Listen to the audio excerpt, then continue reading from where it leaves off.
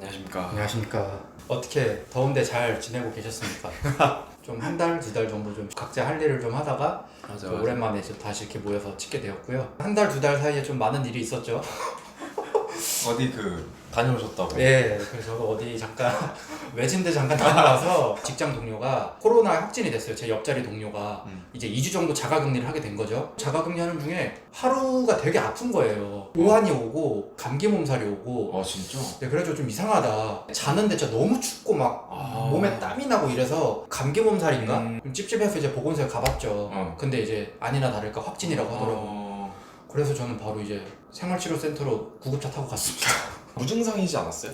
저는 거의 증상이 없었어요. 제가 기침도 없었고 오한 있었던 날 그날 있었던 거 말고는 발열도 없었고 시큰시큰하면서 콧물도 한 3일 정도 나오다가는 아예 증상이 없었어요. 확진 판정을 받고서 제가 이제 경기도 사니까 경기도에 생활치료센터가 여러 개가 있어요. 1호 치료센터, 2호 치료센터 쭉쭉 있는데 그 중에 이제 빈 방이 나와야 들어가니까 하루 정도 이제 빈 방을 찾더라고요, 보건소에서. 그러더니 이제 문자가 왔어요. 내일 몇 시까지 보건소에서 데리러 올 테니까 딱 집 앞에 어디 나와 계시라. 봉고차가 하나 와가지고 그거를 타고서는 경기도 이천에 있는 이제 치료센터로 저는 가게 됐어요. 쌀밥집 옆에. 쌀밥집입니다. 준비물이나 이런 건 따로 없었어요? 그 이제 보건소에서 네. 너 내일 이제 어디 센터에 간다라는 게 문자로 이렇게 와요. 네. 그럼 이제 거기 안내문 같은 게 와요. 평상시에 먹고 있는 약이 있으면 들고 가라. 그 다음에 입을 옷이 있어야 되잖아요. 빤스 그런 거. 반스, 속옷, 반바지, 셔츠. 대신에 그거는 나갈 때 전부 다 폐기를 할 거니까 좀 이제 안 쓰는 거, 안 입는 옷, 허름한 옷 같은 거 몇 벌을 가지고 와라. 이렇게 이제 안내문이 오더라고요. 그렇게 가지고 갔습니다, 저는. 뭐 폐기 관련해서 또 썰이 있는데. 폐기썰도 있죠. 그거는 이제 마지막에. 알겠습니다.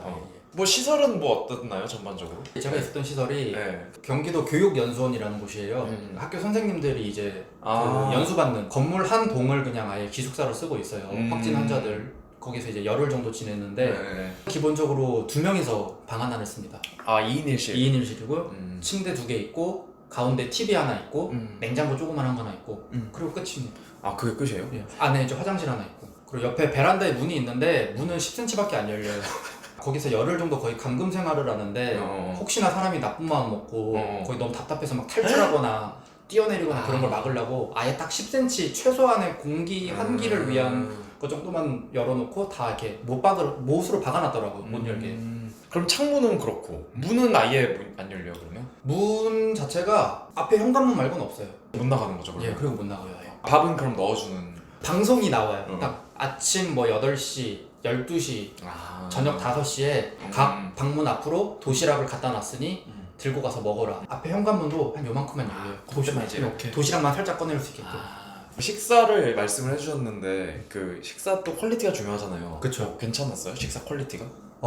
식사 퀄리티는 메뉴가 한 7개, 8개밖에 안 되는 걸 그냥 계속 돌려막기 하더라고요. 한 3일 전에 아침에 먹었던 카레가 한 3일 뒤 저녁으로 카레 나오고 막 이래요.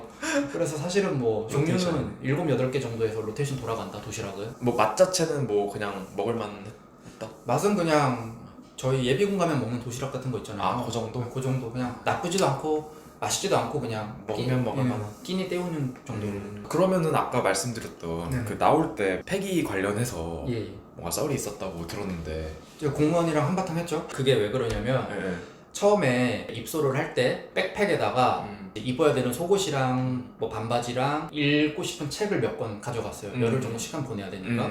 혹시나 뭐 회사에서 급한 연락이 올까봐 노트북도 가져갔어요. 분명히 제가 들어갈 때는 소지품 검사 같은 걸 안 했어요. 그리고 들어갈 때 서약서를 써요. 이 환자는 열흘 동안 생활치료센터 의료진이 안내하는 대로 잘 따르고 행동할 것이며 뭐 위험한 행동 같은 걸 하지 않겠다라는 서약서 같은 걸 써요.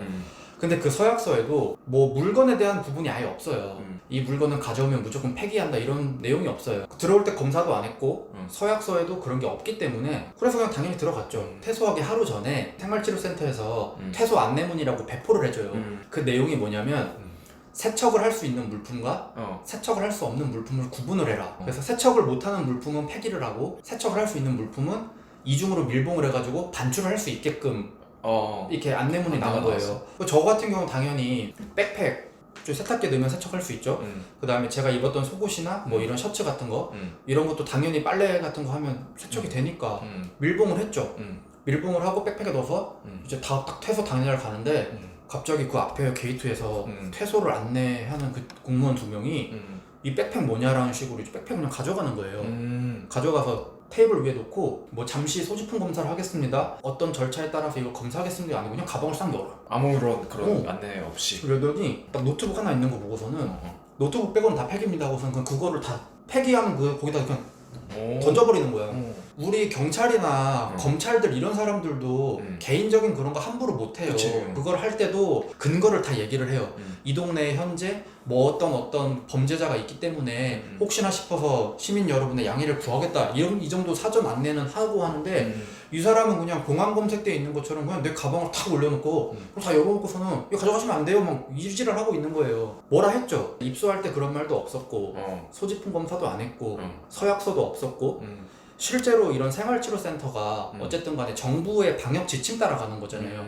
정부의 방역 지침에도 세척할 수 있는 물품과 세척할 수 없는 물품을 구분을 해라. 그리고 기왕이면 개인의 물건 같은 거는 반출을 하게끔 하는 쪽인데 무작정 전자기기 빼고는 다 버리는 거예요. 제가 그랬죠. 그럼 전자기기는 세척이 안 되는데 전자기기를 버려야지 옷을 왜 버리냐. 그랬더니 전자기기는 고가라서 안 된다는 거예요. 무슨 개소리야? 그래서 제가 그랬죠. 그럼 고가의 기준이 뭐냐? 노트북 50만 원이랑 이 옷 50만 원이랑 다 합쳐서 50만 원이랑 고가의 기준이 뭐냐라고 했더니 그냥 지침이 그러니까 어쩔 수 없다 이런 식으로 그 공무원 특유의 좀 그런 거 있잖아요.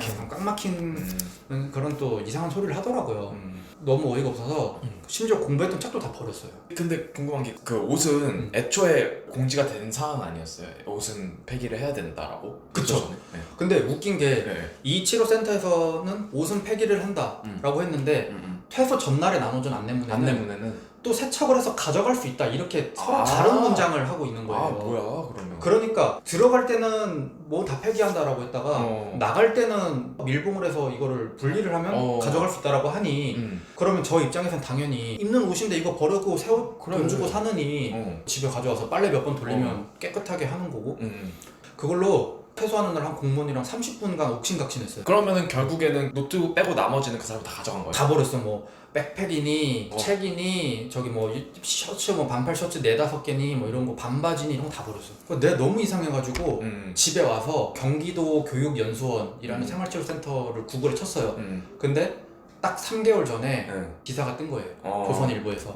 여기 인권침해 너무 심하다. 여기는 죽은 사람도 아니고 어떻게 전자기기 빼고 지폐니 지갑이니 모든 걸 다 태운다는 거예요. 그게 조선일보 기사의 인권침해 기사로 난 거예요. 그리고 그 기사 내용을 읽어보면 의학 전문가들도 이미 완치가 된 사람이 가진 물건이나 책이 다른 사람한테 전염한다는 근거, 의학적 근거가 하나도 없는데 너무 이거 무식하게 운영을 하는 거다라고 이미 지적이 됐어요. 근데 그 3개월 사이에 시정은 하나도 안 되고 그 기사에 나온 내용과 똑같은 일을 제가 겪은 거예요.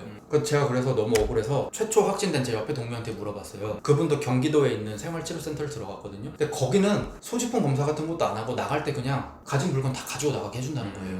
너무 이상하잖아요. 같은 경기도에서 운영하는 치료센터인데. 그래서 제가 나와가지고 민원을 엄청 넣었죠. 그 당시 근무했던 그 공무원 명단 갖고 와라. 정부 지침이랑 여기 지침이랑 제 옆에 동료가 있었던 그 지침이랑 다 다르다. 그 다음에 그 C1보의 기사 해서 이거 인권침해 소지가 있다. 왜 통일된 기준을 안 적용을 해서 자꾸 사람들한테 혼란함을 주냐라고 지금 제가 민원을 엄청 넣어서 결국은 그 당시에 있었던 생각 없이 물건을 폐기했던 공무원 명단도 확보를 했고요. 그 다음에 제가 이제 CCTV만 확보하면 잘 해결될 것 같아. 잘 조질 수 있을 것 같습니다. 아니 뭐 제가 이제 뭐 책 버리고 옷 버리고 한 거는 뭐 어쩔 수 없다 치지만 지금 코로나 이제 확진자가 늘어나는 상황 속에서 또 누군가는 그 생활치료센터에 배치가 될 건데 또 누군가는 그럴 거 아니에요. 이참에 이런 이 썩어 빠진 공무원의 이런 소극 행정 작은 목소리로 조금은 바꿔보고 싶습니다. CCTV 영상만 확보하면 이제 좀 그분들은 좀 뭔가 느끼는 게 있으시겠죠. 나오신 지 한 몇 주 됐는데 네네. 돌아봤을 때 좀 뭐 느낀 점 뭐 이런 거 있나요? 코로나라는 게 정말 그냥 재수가 없으면 걸리는 것 같아요. 저 같은 경우도 사실은 거의 무증상에 가까운 경미한 증상 뭐 한 2-3일 정도 있었던 거 말고는 크게 아픈 데도 없었거든요. 그리고 아직까지 우리 어떤 사람들의 인식이 내 주변에서 코로나 확진자가 나왔다 그러면 그 사람을 조금 낙인 찍는 게 있어요. 아, 저 사람 코로나 걸렸어. 코로나 걸렸어. 마녀 사냥하는 게 있어. 저 사람 행실이 똑바로 지지 않아가지고 어디 맨날 뭐 술 처먹고 다녀서 그랬겠거니 좀 이렇게 확인되지 않는 사실로 마녀 사냥을 하기도 해요. 실제로 제 옆에 이제 직장 동료가 최초 확진자가 됐지만 그분도 어떻게 보면 크게 뭐 걸릴 만한 그게 없어요. 왜냐면 그분도 항상 그냥 퇴근하고서 집에 가셨고 회사에서도 마스크 잘 쓰고 다녔고 라고 했지만 이유도 모르는 상황에서 그냥 걸린 거잖아요. 그렇죠. 그렇기 때문에 내가 확진될 수 있다라는 생각과 함께 혹시나 이제 우리 주변 사람들이 확진이 된다고 하면 근거 없는 것으로 사람을 매도하거나 그런 부분은 조금은 개선이 돼야 된다고 저는 생각을 합니다. 코로나 주제로 찍어봤는데 나중에 약간 이 영상 다시 돌아봤을 때 조금 재밌을 것 같아요. 만약에 이제 종식됐을 때 코로나 이런 일이 있었다. 이런 일이 있었다. 아들한테 아들아 30년 전에 30년 전에 이런 일이 있었다. 역병이 한번 돌았다. 전 세계적으로 이거 약간 킹덤 국제판이다.